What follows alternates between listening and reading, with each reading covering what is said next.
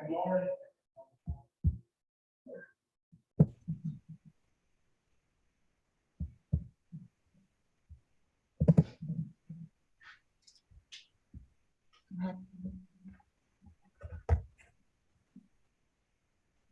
Okay, I'd like to welcome everybody who's come here in person and the people who are joining us via Zoom.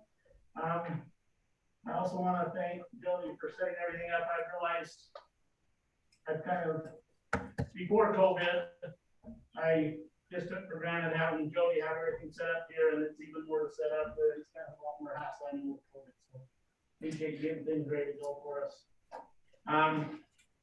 And we'll go ahead and start. We won't waste any time. I want to be clear on our purpose tonight, that no person is on trial here. The two judges have filed an appeal. They believe there's a mistake in the application of zoning ordinance 121.10C and zoning ordinance 121.040. And the construction of the home that's located at 1115 South Woodland Hills Drive. So the format of the meeting, we're going to give each representative, the judges or the representative, 60 minutes, including questioning of witnesses to state their case and the evidence that they have. We'll then give the representative of the city of Hills a maximum of 60 minutes. You're welcome to go shorter. If the judges would like to have an opportunity to respond to what the city says, reserve some of your time for that, for after they have finished their arguments. And then just before we begin, I just want to remind everyone we're addressing the appeal that was dated November 17th, 2020. The two ordinances addressed in that are zoning ordinance 121.10C, which states all surface water drainage plans shall provide assurances that storm drainage will not negatively impact the basin province. The other ordinance is zoning ordinance 121.040, which states each final site plan submitted shall contain the following information, unless specifically waived by the planning commission in whole or in part. The location and size of all subsurface and surface water drainage facilities, existing and proposed, and any established floodplain areas, bodies of water, or other unbuildable areas present on the site. So with that, we are going to turn over the time over to the judges. If you want to begin, you can be representing yourself. And I think we're gonna have feel free to come up here that way and address it however you like. But the time is now yours.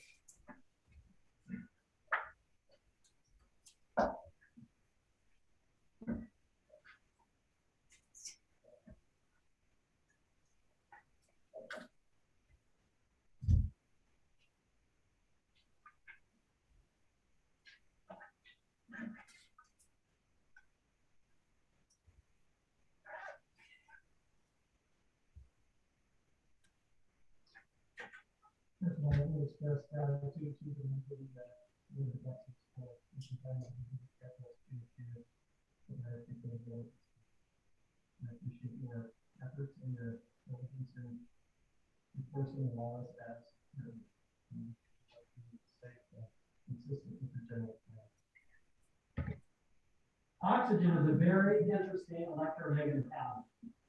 When bound to two hydrogen molecules, it establishes a dipole with interactions resulting in a polarity of water molecules, rendering the polar molecule both highly cohesive and adhesive. Water is the primary material considered in evaluating property drainage. At STP, water has a density of 1 gram per centimeter cubed, and 0 density is about 0.968 grams per centimeter cubed, owing to the unique conditions which contribute to icing properties which must be considered in certain water drainage plans. The STP flow rate of water is approximately 449 gallons per minute, or 1 cubic foot per second CFS. And the flow rate is impacted by slope, low velocity, and water channel microparticle structure and material composition. Water is called the universal solvent because it dissolves more substances than any other liquid. This means that wherever water goes, either through the ground or it takes, well, chemicals and potentially hazardous material around it. There are many things that water can do and many unique properties of water. However, there are things that water will flow cannot do under normal environmental conditions such as those present at 1115 South Woodland Hills Drive, like defy gravity. That is what the surface water drainage plan submitted for 1115 South Woodland Hills Drive will require to be plausible, and unless an elaborate reverse gravitational microcapillary system is contemplated and entirely not shown on any plan, then the drainage plan is incorrect and invalid. To be clear, our home at 1105 South Woodland Hills Drive lies immediately downhill from 1115 South Woodland Hills Drive. We're immediately impacted by the illegal construction, the soil movement, grading, lack of compaction, etc., and the improper drainage of water at 1115 South Woodland Hills Drive. As such, we are adversely affected parties withstanding to bring claims herein. We have been injured and damaged by the illegal, arbitrary, and capricious decisions and actions of the city of Woodland Hills and the actions of the builder at 1115 South Woodland Hills Drive. We'll return to this more in a moment. However, I need to make sure that I'm very clear in stating the following, so please listen carefully. We hereby formally protest and object to the following decisions and determinations of the board. First, limiting our due process rights by not allowing material witnesses testimony and limiting that witness testimony to only land use authorities. A restriction never contemplated in the city zoning ordinances, and limiting the land use authorities to be heard to only 2 witnesses of the board's choosing. So there will be many witnesses, many questions that won't get answered simply because the board decided that we couldn't hear from them. That's kind of sad. I understand we're under time constraints, but these are weighty matters. Second, limiting the scope of our appeal by refusing to hear matters found in the laws and regulations which the board has previously heard, adjudicated, or for which the board has granted even variances. Not even allowing the hearing of matters that are clearly allowed in the city's zoning ordinances. We have for you tonight binders 2, 3, 4, and 6, and actually tabs 1 through 6 in all of them. Please recognize that while I'm speaking to you, I'm also speaking to the future judge at district court, because all of this information will be presented to him or her. Travis.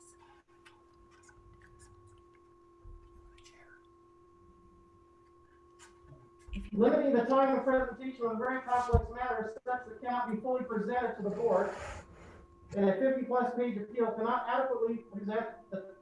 adequately presented at the time allotted. Thus, written arguments and testimony have been provided. Interestingly, the city attorneys in the second position statement argued positions relative to the issuance of an occupancy certificate, a certificate of occupancy. And yet we weren't allowed to present on that today. And we will not be hearing anything regarding that today. And there will be matters that are in that board, that material, because they'll be argued and they're appropriately argued of why they should be heard. Because your 30 days are up, gentlemen. We submitted that February 1st, and it's very clear that the issuance of a certificate of occupancy comes from the building inspector. And it was a decision made by him and enforced by the zoning enforcement officer. And those are decisions that you can. So if you choose not to, that's fine. It'll be weighed out. That's obviously the position that's being taken here, and that's just fine. Because we're going to see that surface water drainage is affected by a lot of things. A lot of things that should have definitely been taken care of before a certificate of occupancy was ever granted.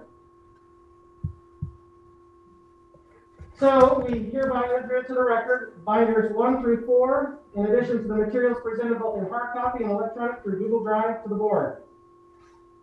And we hereby include all materials given in these binders and all materials given to the board electronically and hard copy as part of the record of this proceeding, all of which must be referred to and referred on to district court should the appellants elect to appeal to that court.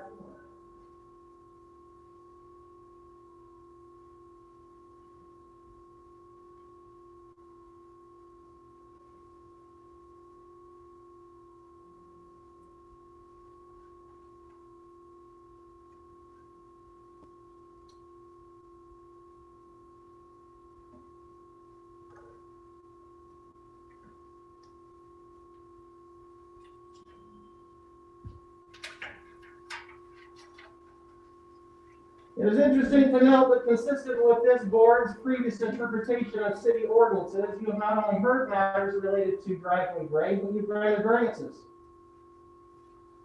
The only place that we can find them, not in the zoning ordinances, where are they found? The development and construction standards. So why did you hear those things? Why did you even grant variances? Mr. Fugia, The we have reason, already made the determination that we will be hearing the items in the November 17th appeal. absolutely, and I'll point out that it's very important for us to realize that drainage is affected by those building and construction standards, as we'll hear. In a Let's very, get to very it then. detailed way. Let's hear how it's affected, then let's get to the point. I have 60 minutes, right? Thank you, yes, you do. Thank you. That doesn't include the interruptions, is that correct? I'm just trying to understand. Go ahead. Thank you. But the proper interpretation allows you to hear those things. Why? Because it's a decision of the zoning enforcement officer. So you've done right. You followed the law as you should have. Because the zoning enforcement officer, as it says in our city laws, is not only tasked with enforcing the zoning ordinances, but all laws related to construction.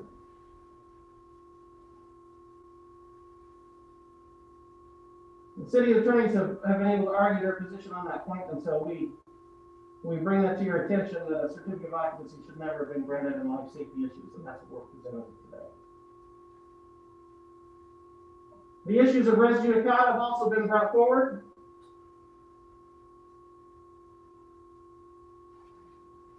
We sat here, I didn't, because I was too ill, brought on by the stresses of everything that this has caused the family.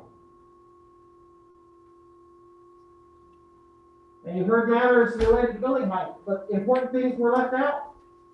We didn't know those things, and they weren't released until after the hearing. They're included in those binders as well.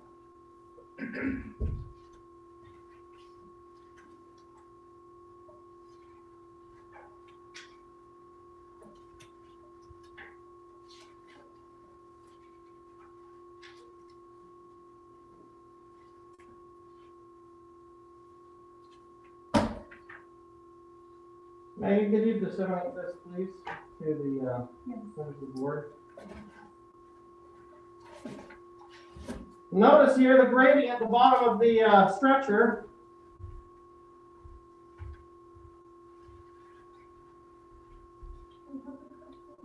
Yeah, this one. That nice steep slope there. You can also see that circle feature there. It's what the building inspector is referring to the lowest eve of the roof. Unbelievable. But that's what he used in his calculations. Doesn't appear on any plans, but it's been materially used to calculate building height. And building height and how high you go directly impacts drainage, because how far up can I go? How far up do I need to go before it's counted as a basement or a first story? This board sat here and told us that you could put dirt up against wood. Well, clearly they can't do that. And so as a result, slopes are totally different. Slopes are totally changed. Interesting, isn't it?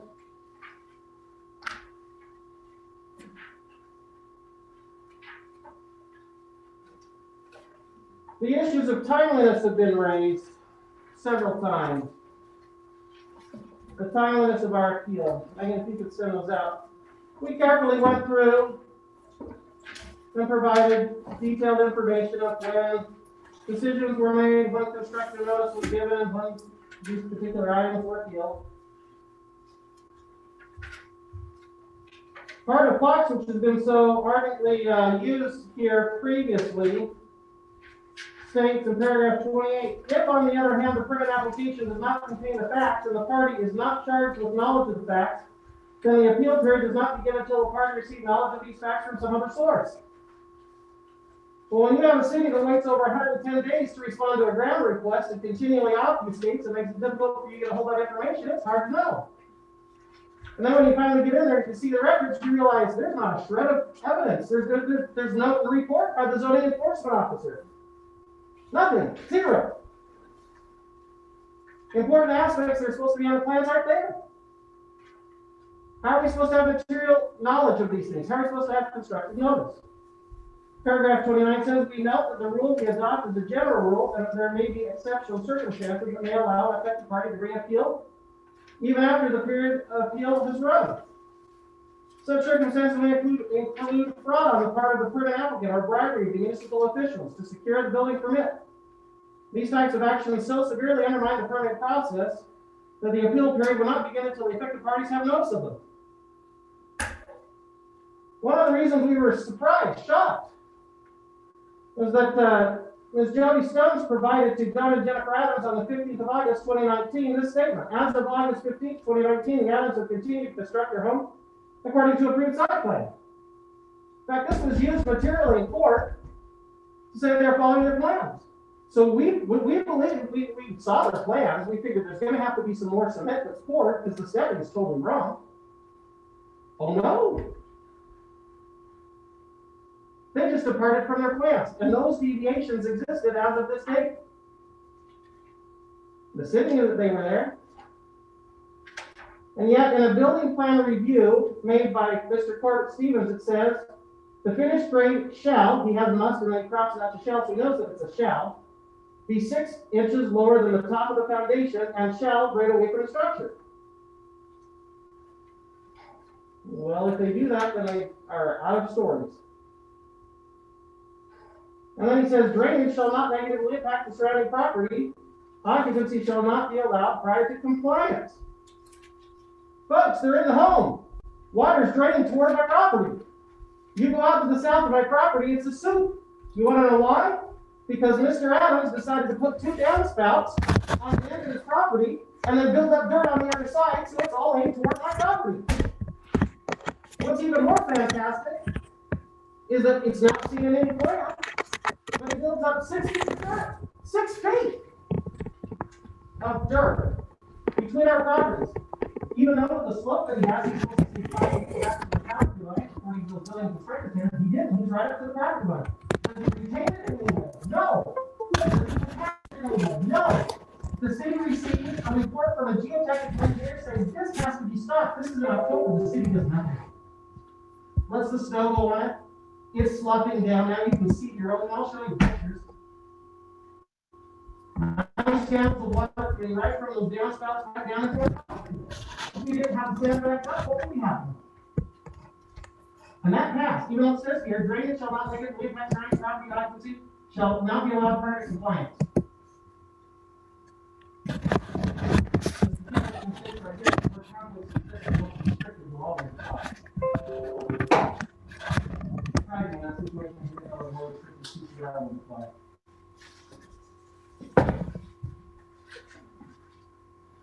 So interestingly, we have here a letter dated July 3rd, 2019. Signed by Jennifer Adams. These are things that she has to comply with before the permit. So the most recent changes in the deadline have only been added to the approved set of plans. The approved set of plans is to be on site throughout the construction process. Please use care to preserve the approved set for the entire process. Wrong. There needs to be, if there are red line changes on that document, we come to the city office, we finally get after 110 plus days access to the plat. Are there any red lines on the plan? Nope. There's only one set of plans on the lot. We haven't been able to see them. So what do we have to construct the building? How does that do? Keep in mind, folks, this is just a family trying to protect their home. We welcome the Adams. We have them in our home.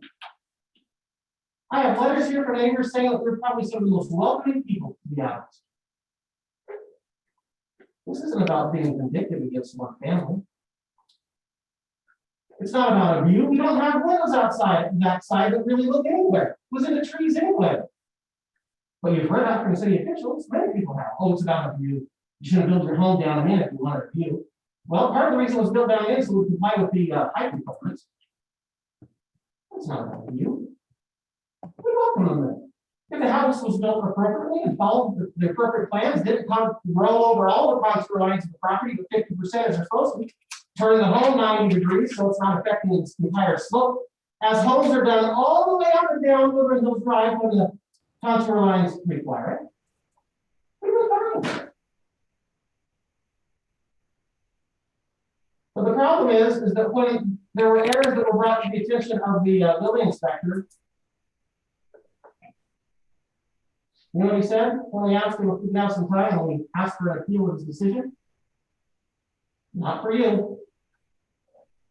This problem has been back to July 2019, before he sent it to the board. Goodness gracious. You don't know how easy it would have been to solve at that point in time? But no, not for you. You gotta go get a survey. We did. No, that's now you have to get engineering reports. We did. At our expense, we're having to do this. But will you come down and just look at the problem? No. I'll spend an hour on the phone explaining why I can't come down to the property to take a look at it. When the city place for his vehicle and he could drive 5 minutes, come out and he could see a 6-foot error. Easy. Other things here. In no case will plans and details be constructed to violate currently accepted code. It does.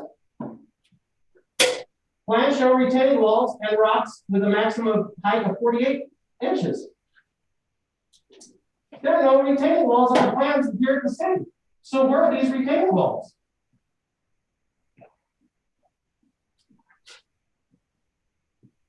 City code does not allow clearing within 20 feet of the property. They allow it. Why? Because they built the house in the wrong direction, so now they have to clear it for the fire problems. And again, it states in every case, being more restrictive shall apply. Can't make this stuff up, folks.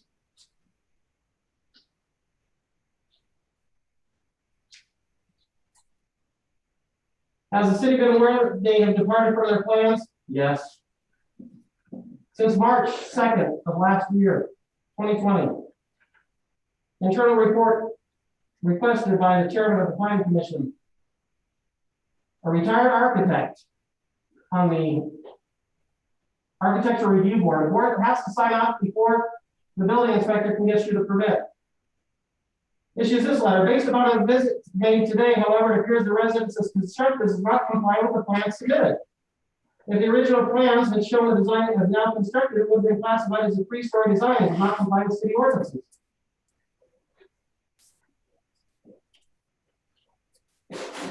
Mr. Branson even brings this to the council's attention again and says, just want to remind you,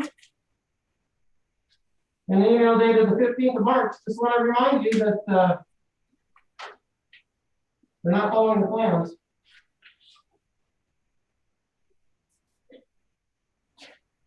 He may or may not need to call Mr. Stevens because he's already offered a bevy of testimony under oath. In court, the 4th District Court of Judge Pullen said, the question was asked, do you have an engineer that you can refer to when you have an issue? His answer, yes. And who is that? LEI Consulting Engineers in Spanish Fork. Did you refer any part of the added site plan or building application to LEI? No.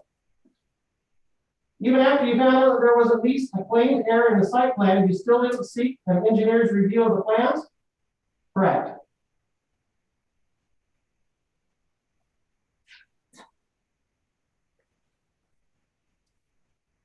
Would you agree that a 5.7-foot difference in existing grade is a significant issue? Is the answer yes? Isn't that the type of issue that would require some type of engineering review? His response, yes. See, these contour lines have been right on this plan for a very, very long time. But it's the city's position that we can just let them hang themselves. We're not going to stop them when it's brought to our attention. We don't have to do anything. We're just let them hang themselves. In fact, he says, I have to let them hang themselves if that's what they choose to do. Question, what do you mean by I have to let them hang themselves? His answer, if someone wants to make a mistake, if someone makes a mistake, I have to allow them to make the mistake to some extent.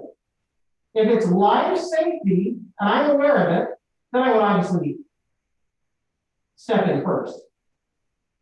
So an enforcement would come after the mistake had been made?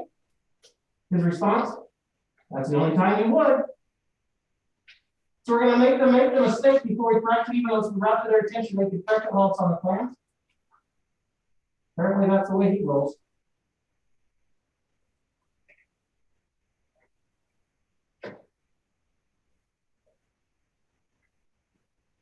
Allow me to read to you, if I may, proper testimony provided by licensed professional engineers.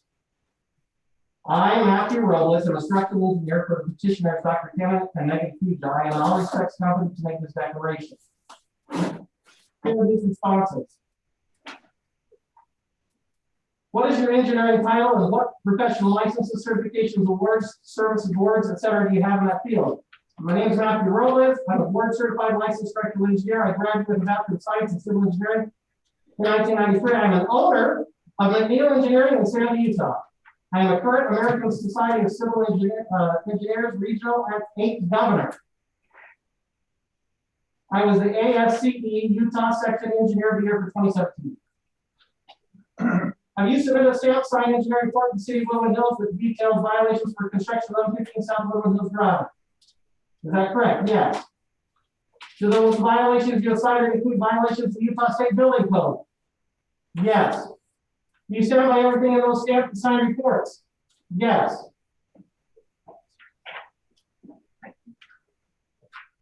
We gave them a list of some of the city assertions that we've seen in emails from city leaders.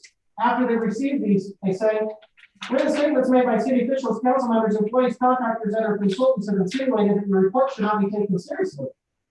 They have stated, referring to the engineering report submitted to the city, that there are some things that don't sound or look right, and there are many errors and inconsistencies. And the reports are based on illegitimate emotional claims. And basically, it's just an engineer's opinion based on the bias they were hired to justify. And we have as many answers as firms and engineering to ask the question. What is your response to these assertions regarding the stamped and signed engineering reports you submitted to the City of Woodland Hills? What do you think about those responses? They are incorrect. I stand by my report. Has any city official, employee, representative, ever contacted you to investigate the claims and remain those reports? No. In your professional experience, is the response to the City of Woodland Hills in the matter typical? If not, what should the city have done in response to your certified report? It is not typical at all. As stated previously, a meeting should have been called between the concerned parties. In this day and age, this is very easy with one of the many virtual platforms, you say. In your professional experience, when is it not only appropriate but expected or required to rent, tag, or stop construction? When a signed and sealed report is received stating that there are life safety issues with construction or design. In your professional experience, what are problems in not requiring violations to be corrected immediately unless they're brought to the city's attention?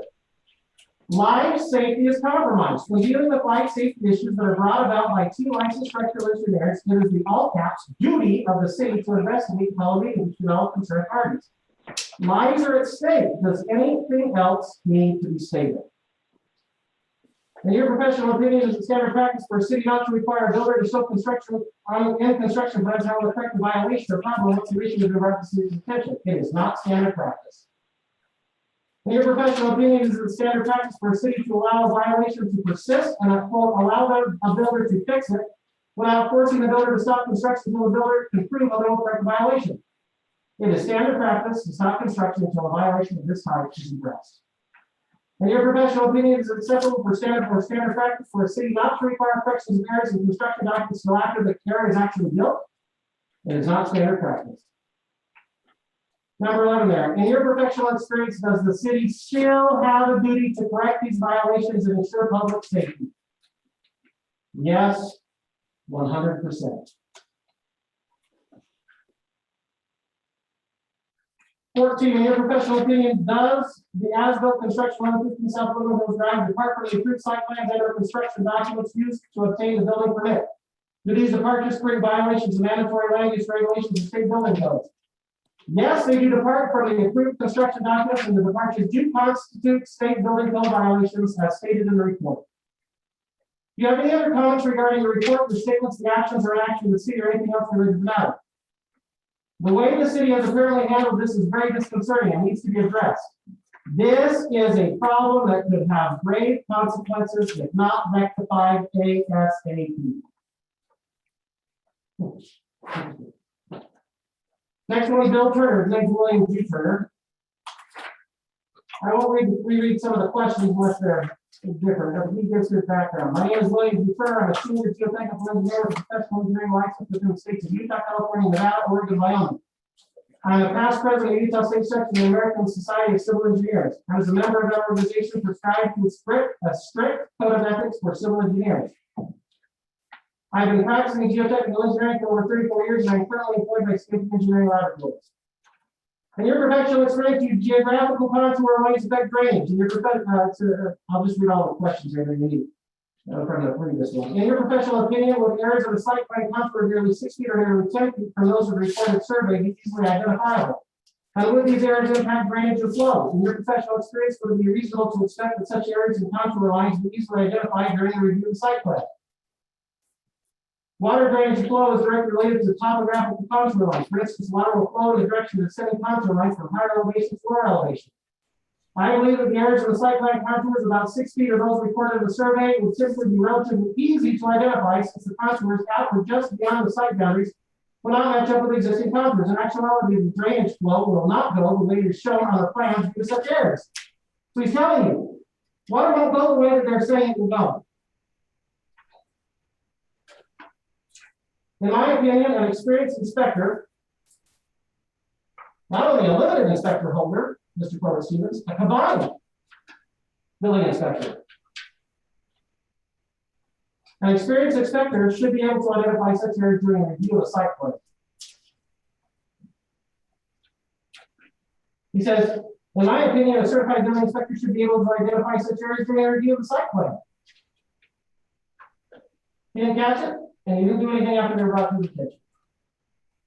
In fact, it was months later, he's claiming he still couldn't find them. He went up and still couldn't see the areas.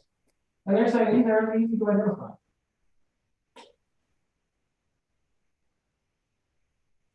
It's been my professional experience that when areas such as those found on the plans for 150 South Woodland Hills Drive or Lake, the family municipality requests that the project civil engineer rectify or clarify and make changes to the site plan.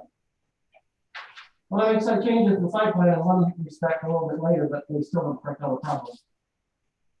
In my professional opinion, listen to this carefully, either the highly qualified inspector would have to be willfully ignoring errors, or the inspector is not able to read site plans correctly. Opening the door to willful misconduct is the understanding willful misconduct is stated in the law is not only the acting in an appropriate way, but a failure to act as you should. It does in fact open the door to personal litigation as well. I understand that the highly qualified inspector has not requested substantive clarifications or changes to the site plan in response to my detailed report of identified errors, even after licensed engineering professional identified errors in the site plan. This is my first time in 34 years of experience in such a situation has occurred. In your professional experience, is water flow uphill from contour point higher to a lower contour point under normal gravity flow, water will not flow uphill from a lower contour point to a higher contour point. Well, that's what the honest plans would have you believe it wasn't the South Woodland Drive, right? In your professional experience, do steep slopes affect water drainage or flow rates? In my professional experience, steep slopes affect water drainage or flow rates and any resulting soil erosion. For instance, water flowing down a steep slope of 35% could cause significant erosion. You got 35% slopes on the property, folks.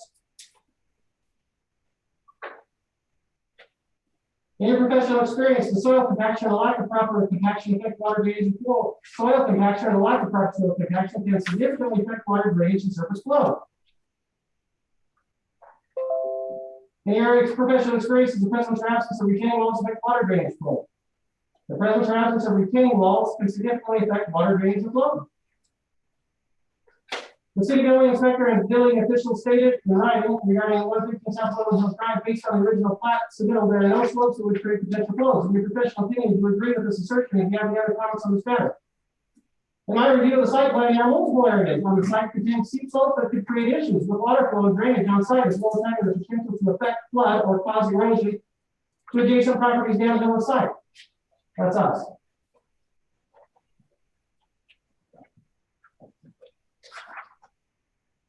Regarding compaction, it says I have not seen any documentation showing that appropriate material was used for compaction and adequate compaction was achieved. And then he says this really importantly, fill requirements apply to all fill backfill on the site, even within and between a foundation wall. We've got our 13-foot foundation wall, the baby's not very into I don't have any idea how you really impact the 51 by either. 15 feet from the property line. The comments that there's no such erosion control system as shown on the plans, and there's no documentation of that erosion control system. Regarding the elevation problems and the contour line differences, the differences I pointed out, these you pointed out, are easily identified when compared with the Adams plan and the FLS, that's the level of focus survey. Especially if someone have looked at this very closely. Up to nearly 6 foot of elevation differences between the Adams plan and the actual contours would have been obvious in the field because the ground surface of the northeast side of the home were not close enough to what's shown in the plans. Do you stand by everything in your stamped side report? Yes, I stand by everything that I've written and stamped signed in the report.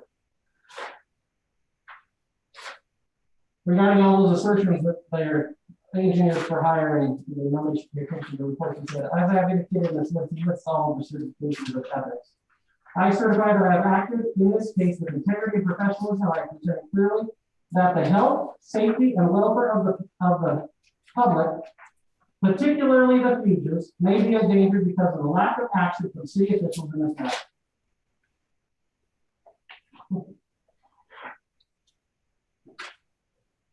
So what should a city typically do? Answer 23 said the city should stop construction when multiple, 2 or more professional engineers raise concern about the site plan and their specific specifications being issued for construction.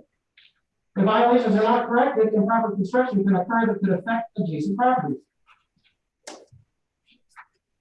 In my opinion, the standard practice for the city to stop construction until any violations are either mitigated or shown to be in compliance with appropriate ordinances. I have never heard of the city allowing construction to proceed when a major violation, code violations have occurred, until such violations are either mitigated or shown to be in compliance with codes. In my opinion, it is not acceptable nor is it standard practice for a city to allow construction to occur when errors are found in plans or specifications that significantly affect the construction. Allowing construction to continue with erroneous plans and/or specifications could result in unsafe conditions, unsafe slopes, or proper drainage that could possibly affect the site and adjacent properties. In your professional experience, does the city still have a duty to correct these violations and ensure public safety? Yes. In your professional experience, do you believe the violations identified in the construction of 15 South Woodland Hills Drive represent safety risks? Yes. Particularly with respect to steep slopes and drainage as outlined in my report.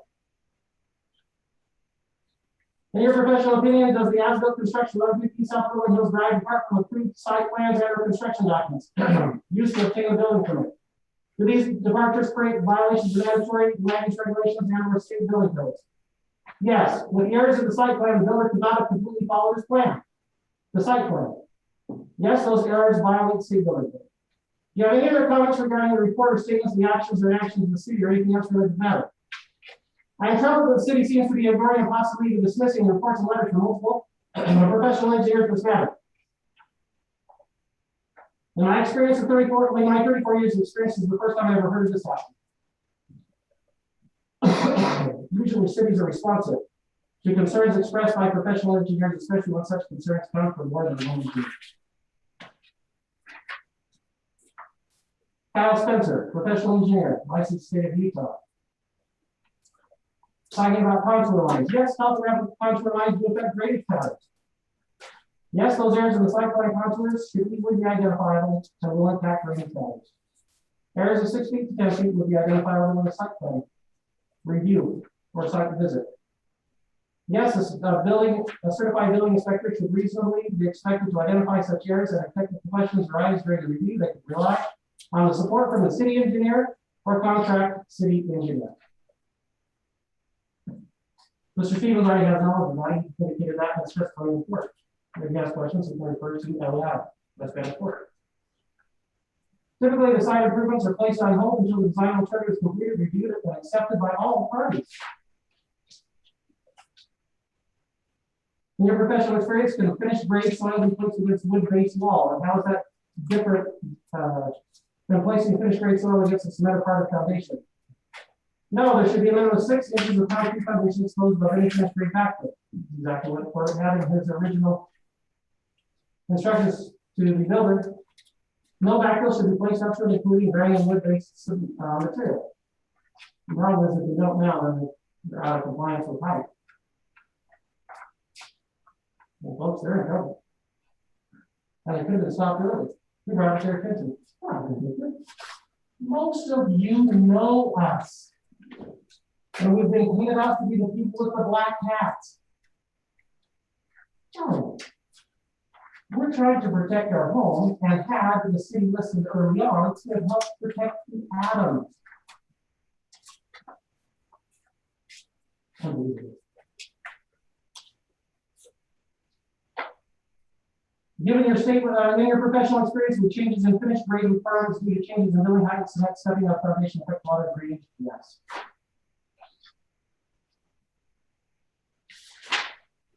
Corbett makes this statement. It appears that the graded area they are claiming exceeds half of the area of the slope included the area of the home footprint. The area of the home and the driveway are not included in the calculation of the percent graded areas. Do you agree with this assertion or what is your reply to it? No, it is my interpretation of the area of the disturbance will include all areas of the additional lot that will be disturbed regarding graded area construction, including the village footprint management. I won't have time to continue to go on. You can read this. Report after report saying, you stand by everything in the report? Yes. Here's a statement that was made. The chair of the planning commission has insinuated that since we're part of a quote competing engineering firm to LEI, city engineer, your report should not be trusted. You agree with this claim, you have your response to this claim. I totally disagree. I have a great working and professional relationship with LEI. I consider their opinions and design recommendations often.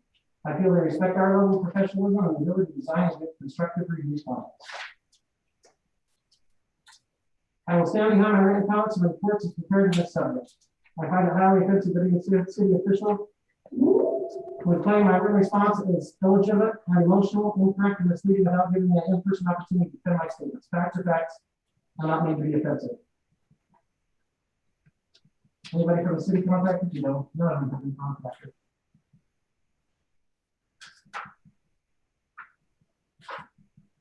Take time to review all those. It is clearly evident that the Adams has constructed site plan and house plans deviates from originally prepared site plans used to obtain the original building permits. As stated by myself and other professionals, the Adams site plan and house plan would have been submitted in its entirety to match how the house is currently being built and the finished grades completed to date. The Adams house plan and site plan would not have met the current city ordinances and site plan requirements. He goes on to talk about how building height should be calculated. You can see, no, we have it already. You saw how it's perfect. Knock on the door. New Year's Eve. The zoning enforcement officer and the sheriff serving us with a document saying our home's out of compliance because of building height. I didn't do it. So it's out of compliance? Not interesting. Zoning enforcement officer relies on two calculations. One of them signed by Corbett, same signatures as on the certificate of occupancy. Calculates the home in two different ways. Fuge's home, bottom to the top of the ridge. Adams home, he takes the average. Okay, bottom, and then takes the average of the roof. You're supposed to take the average, but use that little basement window. The average height of the roof is more than the entire building.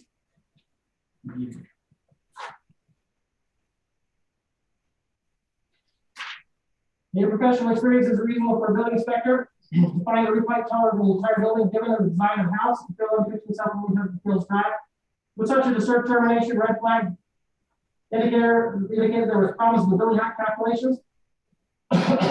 Would such a red flag be of sufficient magnitude that the warning would be willful? And the response, he said yes. Overlooked the willful. Mr. G, just so you know, we're 40 minutes. Just so you know. Oh, gentlemen, I wish I had time to go through all this information, but well, you've lived through it, you know what's happened. We have a meeting, a sit down, a member of city council, explaining the problems. He turns around and in a couple of days had a meeting. From what the emails understand, we see that Wayne Franson, Bob Otley, Glenn Anderson, Corbett Stevens meet together and they start looking at ways to change the building height laws. And we just can't make this stuff up. There's other than a good thing. The chair of the planning commissioner asked the previous city attorney, so we won't blame you guys. Thanks.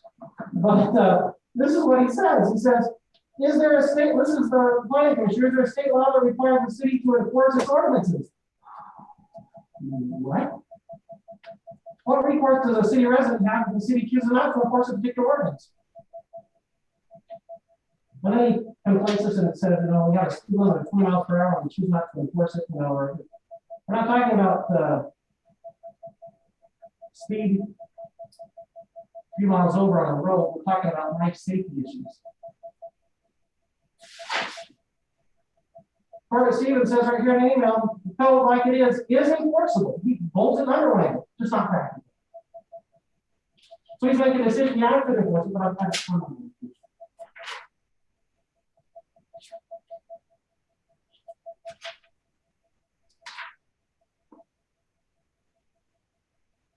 Mr. Wayne Francis submits an email to the city. You know, you'd think if you're going to the city and asking for a grandma, that you have transparency and let's go over the information of nothing to hide. But we have something here where he goes on and explains to the city officials how they can, if it's not exactly, still not exactly the right way, that we don't have to quite respond to it the way that we have to. And we played these games for a long time.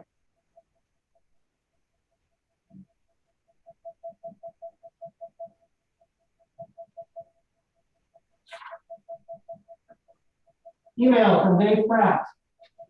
Fortunately, we won't be able to hear from him. I too want another engineering take on the claims of the Fugis Engineers Maine. The challenge we face now is that Fugis have a stamped engineering report that essentially says the Adams should never have been allowed to build a house on that lot. Without another engineer with a stamp going through and repeating the facts, we are left with no evidence to suggest otherwise. Now pay attention to this. I really want to move forward with the changes necessary to the building height ordinances, but since the engineer report done for the Fugis has several issues beyond just building height, I don't feel like we can without an engineer report that gives us further knowledge on their claims. And yeah, it's going to cost us money. So the building height changes that the city went through have nothing to do with the Fugis. Although all the internal communication is referred to things on the building height changes as the Fugis newsletter. So we're changing laws that just happen to be the ones that the Fugis brought up. And we're feigning ambiguity in the law because we made a mistake. And we well. Accountability is an interesting thing, gentlemen. I repeatedly asked for input from LEI. I'd like to get LEI's response on this. I'd like to figure out what LEI has to say. There's the Fusion newsletter. In fact, when they thought that they had a way out of it by relying on the IRC IBC codes, they canceled the hearing. You recall that we had a building height planning commission meeting that was canceled with Myra Malkovich found in their escape house. Now it turned out that previous city attorneys finally set it straight and said the international building code does not trump our zoning ordinances on maximum building heights. That is left it to our own zoning ordinances, so we're going to have to go back and try to find a way to work it in. See, building height does affect slopes, does affect drainage, and the law, what does it say?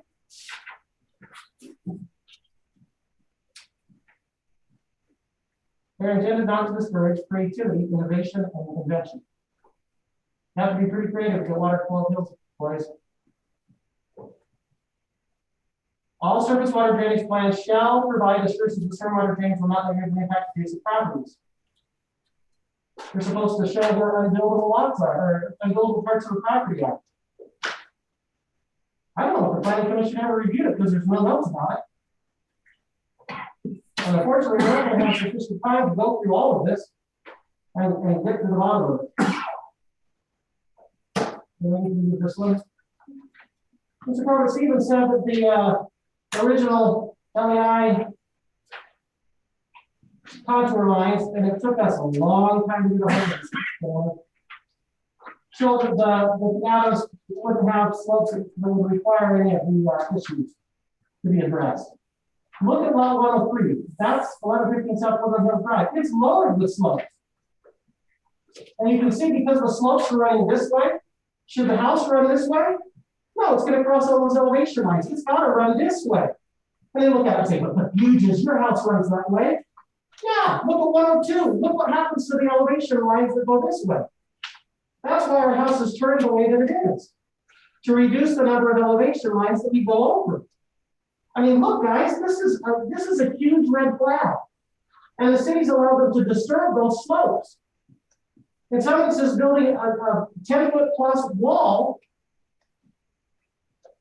in some parts, but other parts, no. And over here by our home, too. And we're submitting report after report after report. Now, my time is very limited. Oh, my goodness, as a contrast. As you can tell, I'm glad we have binders. I mean, if you could just throw this stuff out, that would be very helpful. I want to bring up one important point here. And that's on this one that talks about elevation matters, or the elevations. Okay? The first one in that packet shows this is the Adams plan. This is their amended plan. Surprisingly, not signed as it's required by law by anybody in the city.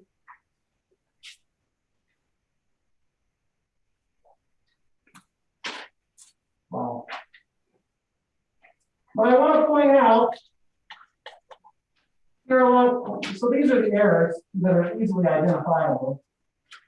They're still on there. But I want to highlight one point because it's just so interesting. By the way, all the errors we originally pointed out are there. Go to this one. It looks like this. Okay, it's I think it's the fourth to the last page. This is what was on the original plan. And you'll notice what elevation line does it show there? 5942.74. The Adams relied upon that number and represented to Judge Pullen in the 4th District Court that that was correct. In fact, in the findings of fact of that court case, fact number 5 says the Adams engineer testified there were no errors in his engineering plans. The 5942.74 elevation was determined by LiDAR and accurate. And in 46, he further testified that ascertaining the elevation found impossible because the grades of industry. Well, so that's what was submitted at court. Now look what shows up on the amended site plans. It's my next one. 5937. Where did that number come from? I thought it was determined by LiDAR. So they represented and convinced the judge that it was really 5942. It becomes material. And all the court says about drainage relies upon that 5942, but suddenly now it's 5937. The 5.74 feet of difference that we said was there from the beginning. But notice that all the other contour lines haven't been perfectly fixed. They're still in there. So we don't know where the water will run. Certainly not where they're saying it's going to run. And I'm going to just pass out the rest of the information. And we go over how there are errors just pointing. I want you to just see here, because this is really, folks, what's going on. This is the dirt that's piled up. That's my wife there. I can stand up. That's her height. Look at the dirt that's piled up right there. That's at the property line. Sorry, yours aren't in color. She looks pretty black and white anyway. Okay? And then look at the dirt that's just allowed to sit there. There's no retaining. That's just sitting at the property line. There's more of it. This is where they're trying to get above, so they're not a story above grade, although they really can't do it because there's wood there. Well, good luck covering that water. Well, they try to put up these retaining walls, but look, the retaining walls are all crooked. They let water down in from the sides. Now look at what's happening. Look at the erosion. That's what's happening right now at the property. Look at this nice big channel that's cut for their downspout, right down into our yard. Now, this is what I wanted to take a look at. Here's the downspout. And on the other side, look at how tall it's built up. Where's that water gonna go? Zoom, right down to the previous house. Because there's dirt filled up here. It's not gonna go this way, and it can't go this way out to the road. It's just gonna slide down, and that's exactly where the erosion is. That's evidence in the last picture. The part that says the grading is a minor thing, they can fix afterwards. Now, if we have time, I have Mr. Franson come up, and I apologize for that we had time. I envisioned that we have this problem. I'd love to ask lots of questions about moving forward.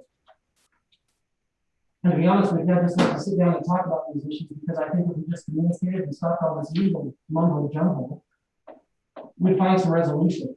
We've been asking the city to do that since July of 2019. What have they said? It's legal matter. Legal. But on the expense, the time, the effort, the year waste. You know what my 12-year-old son said to me today? Dad, I just finished my 12th year, and you know what we did the entire year? That was city crap.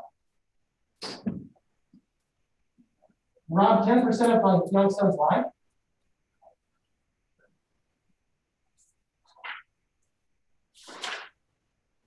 Mr. Franson, in June 17, 2019, sent us an email. We're asking about some questions on slopes. Here he demonstrates probably the best knowledge that he has. It says, an owner must develop their lot in such a way as to retain water runoff from their property. He further says, if a property has a greater than 35% slope on it, it cannot be graded and must be left in its natural state. That refers to the development construction standard.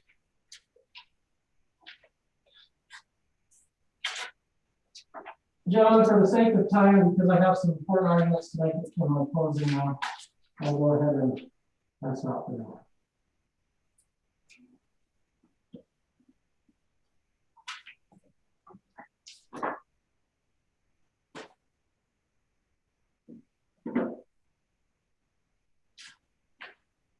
So per my clock, I've got 7 minutes. Is that correct?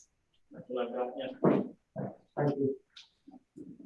Mr. Chairman, my name is Craig Smith. I'm here on behalf of the city. I'm an attorney, obviously. I just want to do stuff like this. We'd like to take 10 minutes and it can come out of our time. 10-minute break.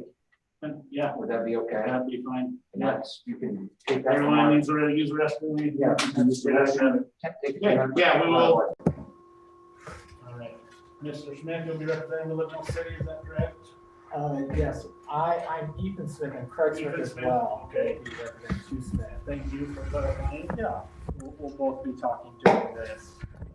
Just a reminder, you'll be given 60 minutes as well. You offered that 10 minutes for the break. But again, if you want to reserve some of your time for the end, you may do that. And with that, I'll take my timer going and I'll let you get started. All right, thank you. Thank you so much to the board as well for being here tonight, the Fuges and everyone else that's taken time on a busy night to come and discuss this issue. I want to talk a little bit about the authority of the board. And I worked for a judge a few years ago, and I learned when you talk to someone about their authority, what they can and cannot do, you got to be very careful. But as I've learned, when you cite good law and you can cite statutes, you're able to make a good, compelling argument without being too in your face. And so we've set some of this out in what we've submitted. I think there's kind of two main things when you're looking at the authority of this board. One is the Municipal Land Use Development and Management Act. That's Utah Code annotated 109A101, and then the rest of it as well. And that kind of gives the authority for a city like Woodland Hills to make a board, but it doesn't really define exactly what they can and cannot do. It gives some perimeters, but a board is able to make one that's more limited in scope, or a city is able to make a board that's more limited in scope, and make various boards. If you look at Woodland Hills, there's this board, there's an IDC board, and other boards that deal with these issues. And so when you look more specifically at the Woodland Hills zoning ordinance, it's 127 that talks about the Board of Adjustment. There's a distinction that is made, and the distinction is the Woodland Hills Board of Adjustment doesn't look at all land use decisions, it looks only at zoning ordinances. And kind of looking at the requirements, I kind of made three terms when I read through what the Board of Adjustments can and cannot review. This comes from zoning ordinance 127.06, 1 through 2. I'm just going to read it. It says an applicant or any other person or entity adversely affected by a decision administering or interpreting the zoning ordinance may appeal that decision applying the zoning ordinance by alleging that there is in any order, requirement, decision, or determination made by the planning commission or building inspector or zoning enforcement officer or interpretation of the zoning ordinance. So when you look in that statute, there's two limitations that are put on the Board of Adjustments authority. One is there needs to be an interpretation or administration of the application or zoning ordinance. I've named this the application requirement. You can't just look at a house and say, this zoning is wrong. You have to go back to a decision where it's been applied. And the next is the requirement, decision, or determination must be made by planning commission or builder inspector or zoning enforcement officer. I've named this the decider requirement. There needs to be this person that has decided to apply this ordinance has to be one of those three people: the planning commission, the building inspector, or the zoning enforcement officer. More than these two limitations, so that was all just 127.061. In 127.062 of the zoning ordinances, it states, an applicant or any other person or entity may appeal to the board for relief within 45 days of an order, requirement, decision, or determination by the planning commission, building inspector, or zoning enforcement officer. So this is what I have named the time requirement. And it states that it has to be within the 45 days of the order, requirement, decision, or determination by the planning commission, building inspector, or zoning enforcement officer. And so working all those things together with what I call MULUDMA, or the Municipal Land Use Development Management Act, puts out what the board can and cannot do and what they're able to do. And so going through these appeals, the board has to look and kind of go through all those factors, the application requirement, the decider requirement, the time requirement, and see if what is submitted to them, if it complies. And another thing I want to bring up is, as we're here arguing for the city, it is not on us to give a preponderance of the evidence or the decision to show that it is right. That preponderance is on the FUJIS to show that the decision was wrong. And, a few things, more than those general requirements, I kind of want to opine on. As I stated, the Board of Adjustments is limited to just reviewing zoning ordinances, and there are many different city standards and ordinances the Board of Adjustments cannot review, such as the International Residential Code, or the IRC, the International Business Code, the IBC, the subdivision ordinances, and the development and construction standards. Those are not in the zoning ordinances, and the way the 127 has been written, the Board of Adjustment cannot review those things. Mr. Future talked about a variance. A variance is different. There's a different statute that gives the board the authority to go through variances that is different than these interpretations of land use ordinances. So that's a whole different beast on top of it. And likewise, the Board of Adjustments cannot hear any other city standards, such as the municipal city code or anything else that might be considered a city standard. So let me ask a question. Of course. So it seems like you read a minute ago, we can make decisions, or we can listen to appeals based on the decisions of those other people. Is that correct? Of those three, yeah. So if they made the decision, then we can listen to the appeal. If it has those other requirements with it.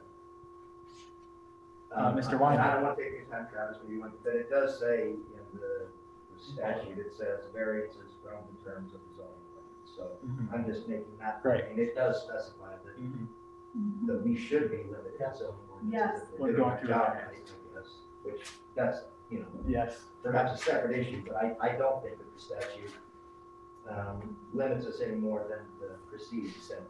Fairness. All right. All right. Thank you, Mr. Weiner. To go forward, going through this case, I want to go over a little bit of res judicata, which was explained a little bit about the building height issues. There was a case that was cited in the materials that the FUJIS gave called Gilmore v. Family Link, a very great case by the Utah Supreme Court that gives a three-part test that explains res judicata. Some of you, in the civil courts, there's res judicata. In the criminal law, sometimes it's similar to a term called double jeopardy, which you may be aware of. In the civil courts, they have this res judicata, and the test is that it has to be the same parties and privies. The claim was in the past lawsuit or should have been in the previous lawsuit, and that it has been decided on the merit. There are multiple cases that have gone on in this issues. In 2019 to 2020, there was a case between the Fuges and the Adams that went to the 4th District. Some of the information was read earlier. There's a current case pending that was in front of this board July 9th, 2020. That is currently in the 4th District and is ongoing. And that specifically, that case was about these building height decisions. When you're going through res judicata, in the Fuges materials they put in, they submit on March 10th. The main issue in res judicata they brought was the second part of the test. The claims they were bringing were not in the previous lawsuit and should not have been. When looking at that, you go through the facts and you see how some of the facts are. In this case of Gilmore v. Family Link, there are a few kind of clarifications they give about this second part. One of it is that it says in paragraph 12, two causes are the same if they rest on the same state of facts and the evidence necessary to sustain the two causes of action is of the same kind of character. This does not say it is the exact same evidence, it just states that it is the exact same kind of character. Another quote is in paragraph 14, and this when they talk about if they're the same facts, says connotes a natural grouping or common nucleus of operative facts. So when you think about these in the height ordinances, I'm not going to get into this too much, but when you go through it, it's the same house, same construction, same building, same dispute. In this Gilmore case, specifically, if you get into the facts of that case, this is the same properties, but this is two different time periods that spanned 1984 to the early to 1990s to 2000. And so our position as the city is that when you go through these facts, although they may have gotten new information, it is the same common nucleus of facts. They're the same kind of character, and so res judicata must apply. And there was one clarification I wanted to make as well from what the Fuges stated, then I'm going to turn the time over to Craig Smith to speak. The Fuges stated that the certificate of occupancy had been given to the Adams. That is not true. They currently have a temporary certificate of occupancy. That is ruled by IBC 111.2. The zoning ordinances does speak about certificate of occupancies, which is 125.07, but does not speak about temporary certificate of occupancies. Going through that, we say that as a building code issue and not as a city zoning ordinance issue. And I'll turn the rest of my time over to Craig.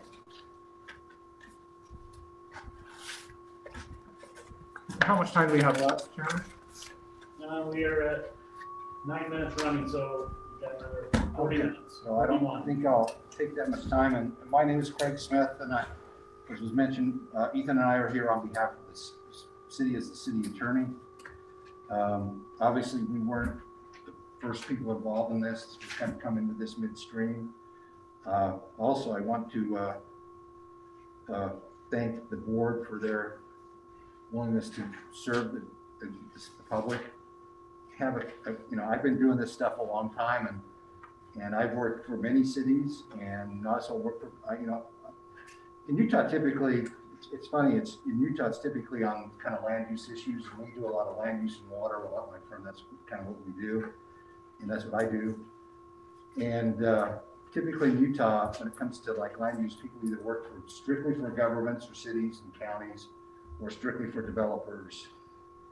And I've had the luxury in my practice over the years to I've never got on one side of the fence or the other, one side of the street or the other. And I think it's helped me as an attorney because, I see both sides. And I can see both sides. Just as you see both sides as citizens, you come into this and you're saying, trying to do your best job. By the way, I do have something I've often told myself while I've been at many, many meetings for many years is I'm getting paid to be here and you're not. That's another. But so thank you for your service. We're paying to be here.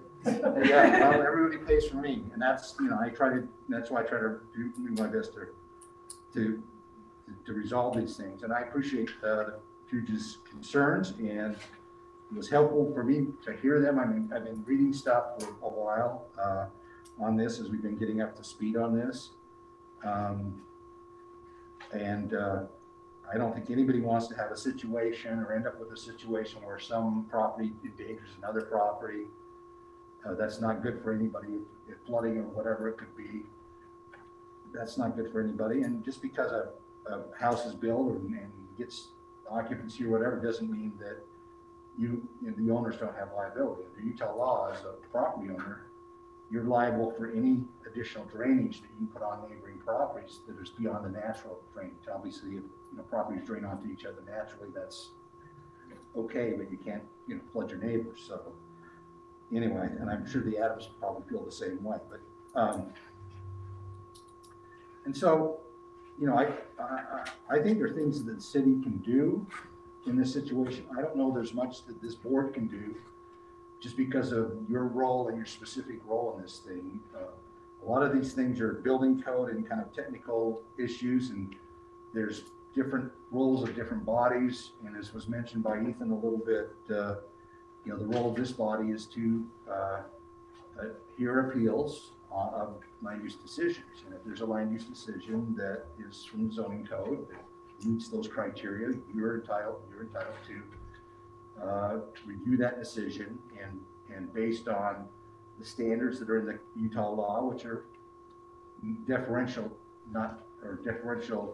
against overturning the appeal. If it's arbitrary, capricious, or illegal, then you have the right as the appeal authority as what you're called under the code, to reverse that decision. And then if people are unhappy, there's things can go on to the district court. And the reason we have these appeals, and this is when the Flood Code was rewritten back in about 2005, to try to do this, was to have ways for people not to have to just go to court. Courts are expensive. Courts take a lot of time. There's a lot of things that, and the idea was to have ways that people could have decisions reviewed in-house with the government entity rather than just having to go to court. But again, you have certain things that now, as far as building code issues, those are decisions are reviewed by, there's a board of appeal under the building code, and they can hear certain things, and you can hear certain things. So if there's any, I'd like to answer. I don't want to spend a lot more time. I think we've kind of explained our position a little bit, but I'm happy to try to answer any questions that the board may have as to help you understand the city's position, or what I understand. And again, I represent the city. I don't represent the board per se, but you're independent. But I'm happy to try to answer any questions that you'd have about kind of what things your role is, and what things you look at, and what the standards are for that, because they have been laid down. And I guess I'll just tell one. Every year I get somewhat involved with the Utah legislature. I did this year, and one of the things, bills I tried to stop on behalf of clients, which I wasn't able to, was House Bill 89. And the reason I bring that up tonight is, like you said, why would you bring it up? Well, sort of believe it or not, which I think it was a bad decision by the legislature, under that law, which did get passed. I don't know if I think the governor's going to sign it too. Under certain circumstances, people can hire their own building inspector and not even have That's terrible. and not even have the city do it. But so, I think that was a bad idea by the legislature, but I'm not in the legislature, and they don't, have to listen to me, but that got through. So anyway. Yeah, one question I have in the short term is, what are we hearing tonight that we're allowed to hear? Joe, can I ask you to speak up and speak clearly? There's some participants that cannot hear what you're asking. Yes, my question is, what are we hearing tonight that we are allowed to hear? Yes. So I'm asking you, since you're the city attorney, Sure. to clarify for us, because we're hearing something from Fuges, and I want to make sure that it's understood that we're hearing what we're allowed to hear. Well, what you're allowed to hear is a decision that was made as part of the zoning code. I would respectfully submit that the building code issues that were raised are outside of your purview. I also would respectfully suggest that the drainage issues under the law that was in effect that brought this to you as far as the site plan is outside of your purview. Now, since that time, the city has changed some ordinances, and we're gonna work with the city to change some more, because I think part of the reason why there's been some confusion among everybody is that some of these ordinances aren't as clear as they should be. I think that's something we need to do to fix. The reason I say, well, it could be, because my understanding, I've been told that there is an amended site plan that's gonna be submitted by the Adams or on behalf of the Adams. And that one does go to the planning commission. Before, they didn't go to the planning commission. And then that one, again, we changed process sort of in midstream here, but that's what always happens. And that site plan, amended site plan, would be subject to an appeal to this body if based on the decision by the planning commission. Now, that amended one's not here, and the original one did not go through the planning commission. It was not, it was a different route of approval. So I know that's confusing, and I apologize for it to be confusing, but you know, that's kind of how it is. And let me explain maybe a little bit more background for the, like the drainage issues, which I know are important, and the building code issues. The reason why they typically don't send those through to a lay board like this, or to the, or decision by the land use authority, which is what the appeals you hear, is these are more technical issues, and the way the system is set up is these kind of technical issues. Like I say, for the building code, there is a board of appeals. Now, under the building code, the board of appeals is not made up of just citizens. They're made up of people that have like engineering backgrounds or architectural backgrounds or construction backgrounds, because those are technical issues. And frankly, I would not be comfortable saying to a building official, well, you should do it this way. You know, I have no technical background. And the same is kind of with this, with most of the drainage issue. The site plan itself is subject to review, but the drainage issues are really part of what the city engineer does, because they have that technical expertise. And again, those appeals don't, on that kind of the drainage part of that, don't come to this body. Because again, we're not engineers. I'm not, maybe somebody here is, but I'm not an engineer. And the idea is to get zoning issues, which are, you know, how high something should be, what meets the zone, what the setbacks are. Those are all the kind of zoning issues that do come to this body, where other issues are more, you know, do they have enough rebar in the cement?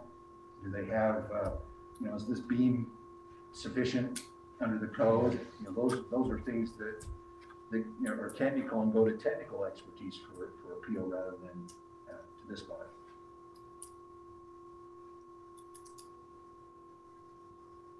I have a question. Sure. In your position paper and so forth, you point out that it's 121.10 and 121.04, and these have to do with drainage problems. Mm-hmm. And these are things that we have an authority over. Okay? Now, I think there's engineering reports that say that this is questionable, that the drainage is going to be correct and proper. Yeah. And we don't judge that, okay? Okay. But the issue is there that drainage at least has a potential of causing harm to adjacent property. And therefore, you know, we look at that and we say, well, we're not going to assess how to change that drainage. That's not our job. But we should make a decision. Yes, that's got to be resolved.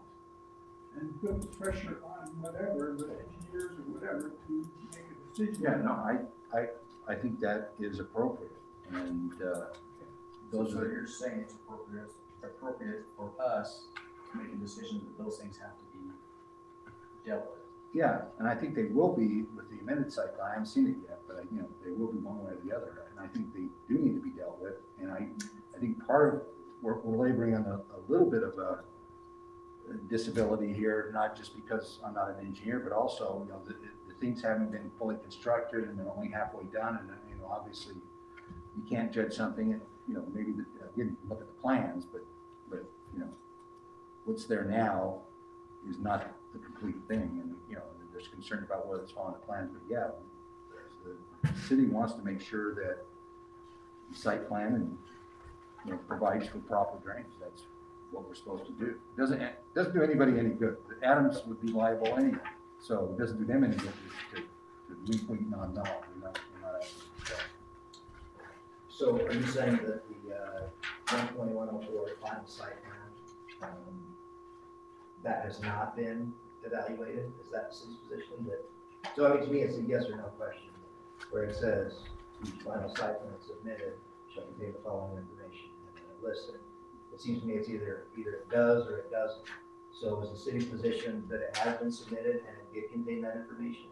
Or is the city's position that it hasn't yet been submitted?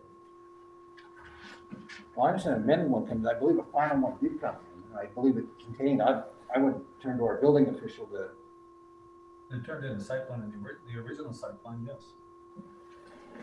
But is that distinct from the final site plan that's identified in the ordinance? typically there's only one site plan. You can't amend it, but there's typically only one site plan. Yeah, so if I'm clear, there's an original site plan, and they're in the process of doing the final amended site plan. Right. And in that amended final site plan, the drainage issues Will be need to, reviewed. or will be dealt with. Yes, Is that correct? that's correct. There's already been an amended site plan as well. Oh, has there one been before that? And it's Okay. already recorded. He didn't tell me there has been, But so I'm it's sorry. city inspect in January of 2021, and it still has not fixed the drainage issues. So I get, yeah, so that was my question was, do we have the authority as a board to make the determination that that needs to be done? Yeah, you can do that.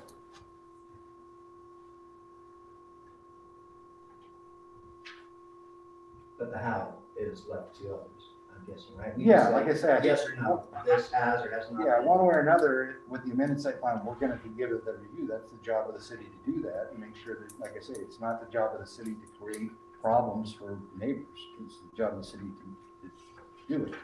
Now, you know, I have to say, I know most of the engineers that were submitted and have worked on both sides of this issue, and they're all good engineers. Now, engineers are not quite like attorneys.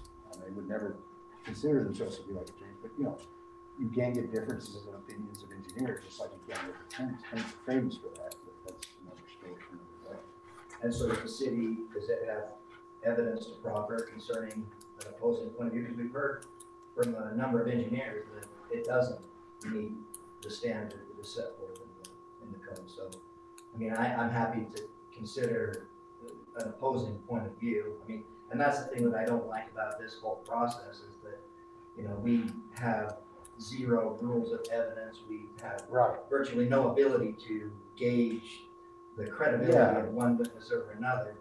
But I mean, if the city is silent on that point, then it seems to me that we would be in favor of Huge's evidence. Yeah, and if the building official wants to add something to that, that would be fine. If he doesn't, then The Adams have a licensed professional engineer in the state of Utah that has stamped their plans. That would be the engineer of record, right? That would be the engineer of record. And so has he addressed some of these issues He's addressed drainage. the way it is now or originally? Well, it's not done right now. Is that what you mean? Yeah. No, So it's not done. They have not finished all of the requirements of their engineer. So in the end, their engineers decide. For me, the engineer of record is one we want to think about because he's the one who has authority with that house. And liability. and liability. And when he puts a stamp on something, he's responsible for it. He or she, I should say. So I have no doubt that these engineers are confident that we listen to, but the engineer of record, as far as I remember, is he's the one that's responsible. Yes. And so what he has to say is what I'd be interested in seeing. Or at least know that he's going to address this and make sure that he takes responsibility for what he did correctly.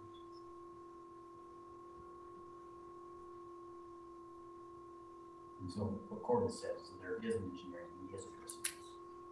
Yeah, we did not let them go forward without a site plan that was stamped and submitted by a licensed engineer. I mean, that's required. So for the record, there's still plans to be submitted. Well, that's what I'm told. I'm told that there's an amended site plan that's been. They want to amend the site plan because, not because there's anything wrong, because they want to cut down fewer trees than what their original site plan proposed. So they came back to the city, they came talk to Craig and said, do we have to cut down all those trees? And Craig told them, if you don't follow the site plan, then change the site plan. And if you can amend the site plan, then you don't have to cut down all the trees.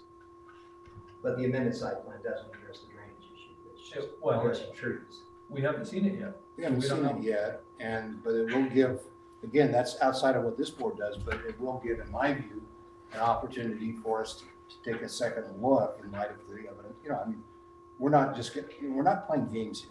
I'm not trying to play a game here. I'm trying to get to solutions. And so, in my view, that amended site plan gives us a chance to look at things and to consider the information that we've been provided, which I don't recommend the city does. Now, I'm not in charge of the city, I'm their attorney. But I think it makes sense to do that, and that's what we're gonna try to do.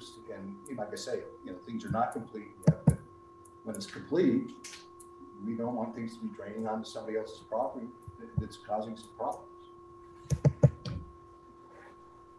But I just want to clarify, we've addressed different decisions and when a new appeal is allowed. Right. So if I understand correctly, if you haven't submit an appealed site plan, then Yeah, amended. we could end up in another appeal. We could. Someone could appeal that site plan, and that would be, we would have the authority to hear that. Yeah, I'd hope that would not go to that, Hopefully, but I don't everything's control that. But I certainly, my hope would be Or- there'd be a way to try to address, in a sort of solution-oriented way, concerns, through that process, rather than coming back here with another site plan. And that's kind of almost what I wanted just to have out there is that, yeah, we can get that, I mean, like I that say, process can it's resolve. not like there's problems good guys versus- or bad guys, and this is not criminal court, this is not, some sort of, we're trying to come to solutions here, and I know you are too, and you're trying to do your job, and I'm trying to help you to do that. Thank you.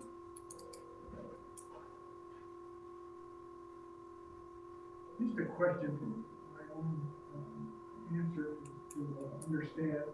We can't hear items that have to do with building codes and all that kind of stuff. I understand that. Right.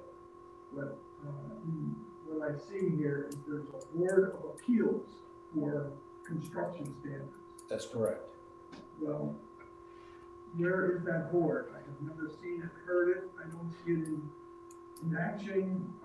Where do the Fuji's go to appeal those? That is a board, yeah, that's a good question. That's a board that under the building code, that's already in the international building code that the state's adopted by state law, is how they, that is constituted when needed by the building official. So it's the building official's responsibility in the building code that when there is an appeal to constitute a board of appeals that's made up of people with expertise, and then to hear the appeal, that board hears the appeal and renders a decision.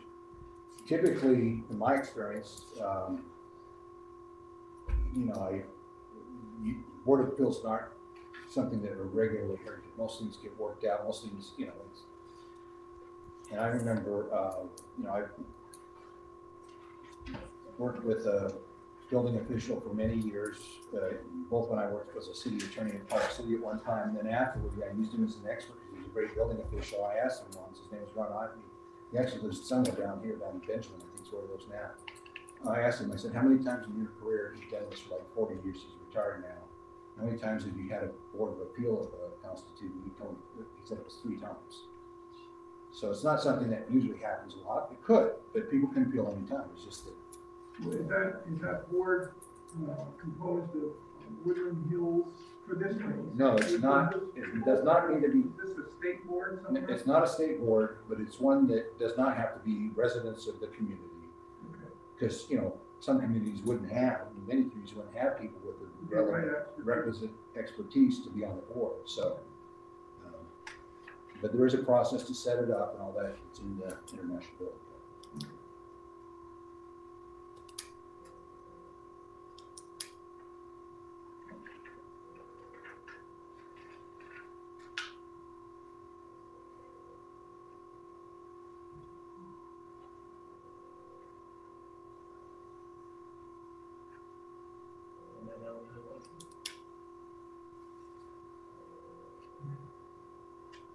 happy to try to answer any more. If not, I'll sit down and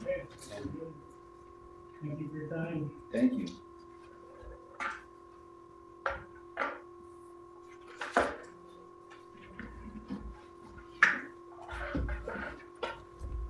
Usually you have 7 minutes. Would you like to take that time now?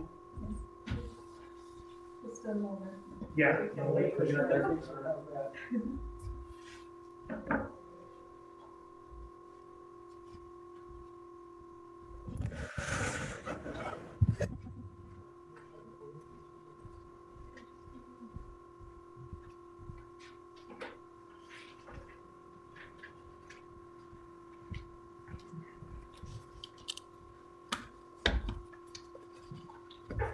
Without using my time, I want to thank the city attorneys for responding in perhaps one of the most cogent, understanding, and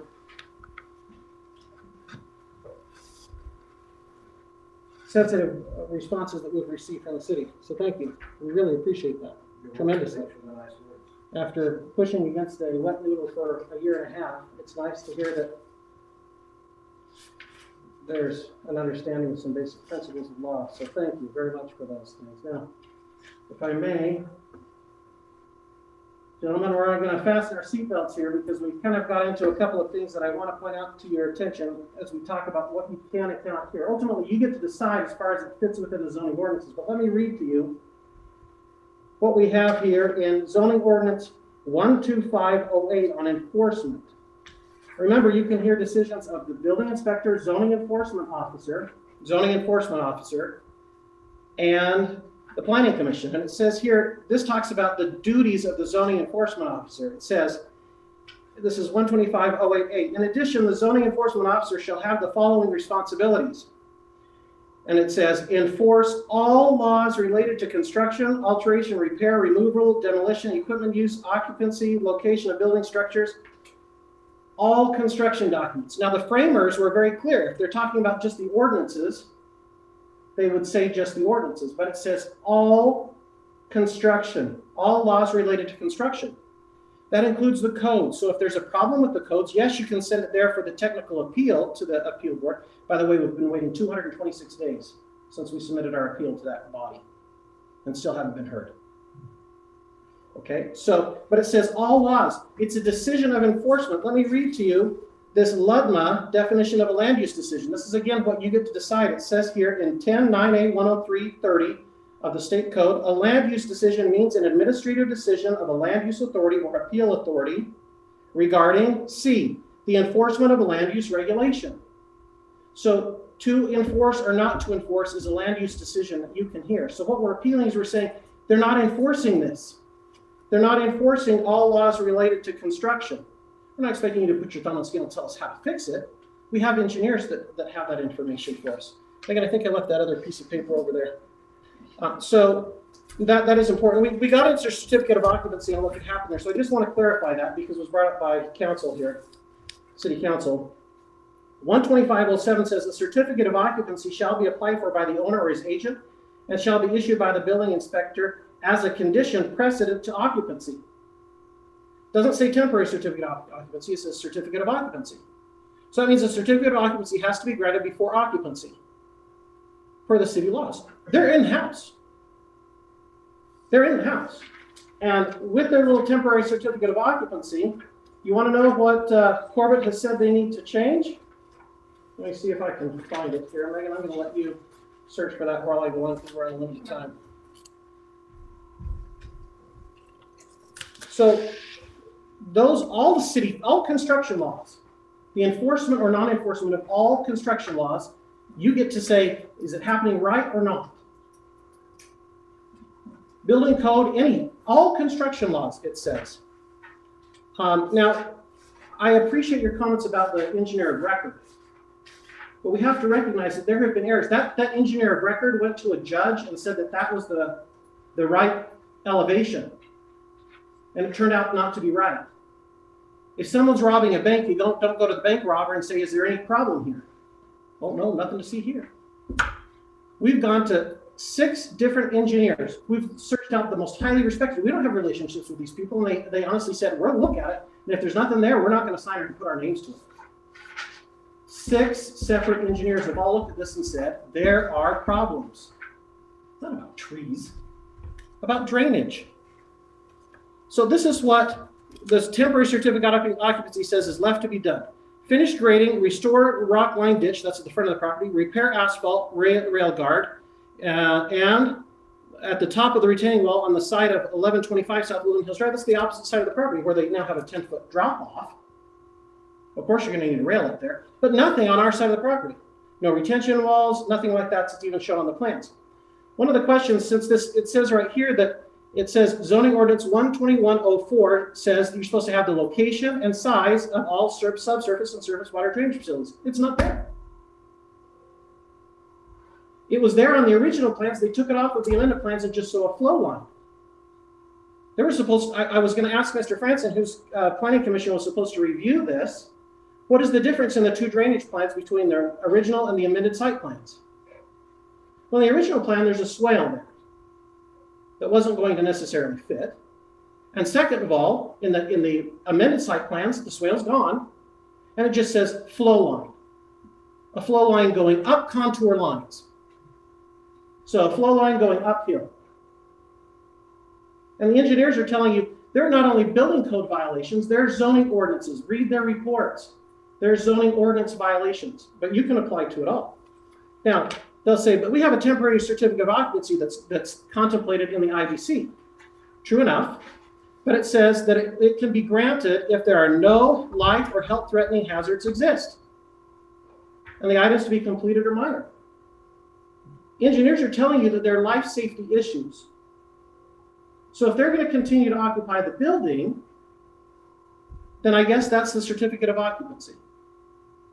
And that we don't believe that there are life hazard issues. And there are just minor changes that need to happen. Minor changes, good grief. We heard some great circumlocution about trees. We're not talking about trees. We're talking about drainage. All surface water drainage plans shall provide assurances that stormwater drainage will not negatively impact adjacent properties. Don't see it. I loved how the city attorney referred to engineers. Where's the city engineer? The mayor's come out with a new idea that we don't have a city engineer that deals with residential stuff, but all the city council people are saying, where's the city engineer weighing in on this? We can't get into res judicata. Unfortunately, my wife has provided for you a great reference to res judicata. We not only cite Gilmore, which deals with claims of res judicata, we also cited other additional court cases that deal with issues of res judicata. We're not talking about the same nucleus of facts. Those facts weren't there. Those calculations didn't, where were they? Mystically, they appear after the first hearing that we have here. And the facts that first hearing decided on had nothing to do with the facts that are now there, and they weren't even, the facts that they rely on in building height calculations weren't ever shown in the plans. They're not there. They're not there. We couldn't have appealed that at that point in time. Okay, well, gentlemen, friends, neighbors, I want to finish by just expressing my gratitude to my sweet wife, who's gone on 4 hours of sleep for weeks researching this. We're not attorneys. Why should a citizen have to do this? Why won't a city just respond when issues are first brought forward instead of saying, nope, not for you? And not even come over to the property to look at it and talk and discuss. Nope, time to lawyer up, time to change laws. And then finally, I want to thank my children. You know, my name has been slandered in the community. You've probably heard some of the stuff by city council members, the planning commission chair. I have statements in there that I hope you'll read from people like Ms. Sharon Wright and Mike Lauritsen about things that they've said about me. So if you step forward and just ask your city to do the right thing and follow its laws, you're going to be blackballed. They're going to post things down at the mailboxes. They're going to drive around and tell people that you're a liar. I have letters from previous employers saying that's ludicrous. An article that was posted down at the mailboxes against me that I didn't even know about until we showed up in court and the Adams attorney used it as a hatchet job on my character. And I went back to the current CEO of the company and said, look at this. And he's like, unbelievable. You're the most honest guy I've ever seen. I have a statement in here from a retired Judge Don Eyre of the 4th District Court, speaking about my integrity. They've had to endure that. They've had to watch that. And if it were just me, I don't care. Let the winds howl however they will. It's hard for a young child to have to deal with.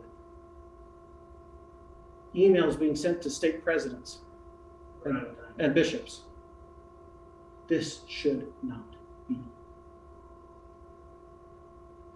So I express gratitude to my wife and my children for enduring this. And I'm sorry that they can't sleep down in the basement of our home because they see the flooding. They see the risks. Again, gentlemen, I want to thank you for your time. You clearly have the authority to make a decision on this. It's clearly within your purview. There are clear mistakes that have been made. And we're just asking you to do the right thing, put a stop to the shenanigans, and let's sit down at the table and find acceptable solutions. But they'll continue to do it unless you stop them. Thank you very much for your time this evening. Thank you.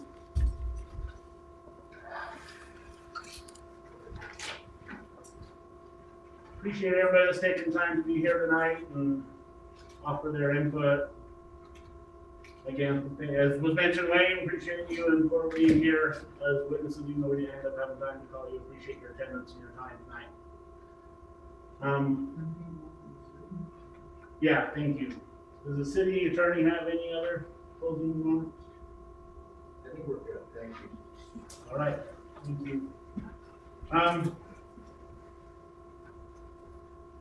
The board, do we want to, are we ready to make a decision, or do we want to have a discussion or any questions from the board before we move ahead on it? What do you guys feel? I don't feel like I'm ready to make any decisions. Say that again, sorry. I don't feel like I'm ready to make any decisions, and I'd like to discuss it as a board. All right. You want to make a We will, we've got a motion from Joe to discuss it as a board. Wade to second that. All in favor? I would like to do that as well. So we will adjourn this open meeting and we will then we'll have a closed meeting and we will let you know. I think we want to discuss maybe how long this is going to take. Does anyone want to suggest maybe when we would have a decision, or do we want to discuss it and then let them know a time frame? I think we probably need to discuss it first. I mean, I don't know what concerns anybody on the board might Right. have, so. We'll do that. So we'll go ahead and have a discussion. We will let both parties, all parties involved know when we come to it, we can make that decision. If you can perfectly appropriate, I think you're doing the right thing, not to do. But I would also suggest that when you get to that point, we prepare some sort of a written decision. I've got a case at the Utah Supreme Court where there wasn't a written decision and it's a mess. And I don't know what you've done in the past, but I thought you did. They don't write decisions in the past. Have they? Okay, I just want to make sure, because this is a mess, it's the Supreme Court, because they didn't do a written decision. And we're trying to go through the minutes and everything, and page recording to try to figure out what the decision was, so. But I then, appreciate that suggestion. Yeah, we'll take that. I think we will follow that advice and we'll make sure there's a written decision. okay, great, thank you. Please also ensure that there's an actual vote, as is required by our zoning ordinances. Sorry, can you repeat that? Please also ensure that there's an actual vote, a roll call kind of vote, Okay.